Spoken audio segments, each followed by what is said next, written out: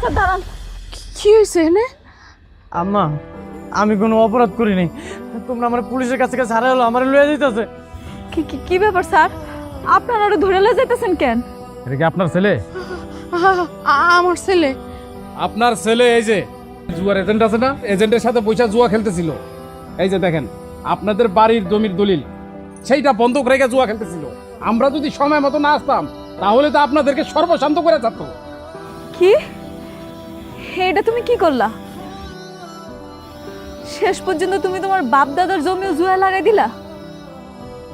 হায় আল্লাহ, এই দিন যাওয়ার আগে তুমি আমার উঠায় নিয়ে গেলা না কেন?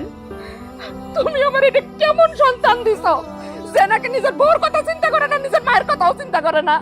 আম্মা, আমি আর কোনোদিন জুয়া খেলুম না, আমি ভালো হয়ে যাবো। এইবারের মতো তোমরা আমার বাসায় এলো, পুলিশের কাছ থেকে ছাড়া এলো, আমি কথা দিতেছি আমি আর কোনোদিন এইসবের মধ্যে থাকুম না। আপনারা বিশ্বাস করবেন না, আমরা ওরা অনেক সুযোগ দিছি, ও শুধরায় নাই। ওরা একটা উচিত শিক্ষা হওয়া দরকার। স্যার, আপনারা থানায় নিয়ে আসেন। তা তো অবশ্যই। আচ্ছা শোনেন, কালকে সকালে আপনারা থানায় আসেন, বাকি কথা থানায় হবে, ঠিক আছে? হ্যাঁ, যান নিয়ে আসেন। আমি একটা জিনিস অনুভব করলাম, যেই মানুষটা সবচাইতে বেশি ভালোবাসতে পারে ওই মানুষটা সবচাইতে বেশি ঘৃণাও করতে পারে। বউ, আমি জানি তুমি আমার অনেক ভালোবাসো, আমিও তোমার অনেক ভালোবাসি। না যাই না না বুঝে অনেক ভুল করে ফেলাইছি, তুমি আমারে মাফ করে দিও।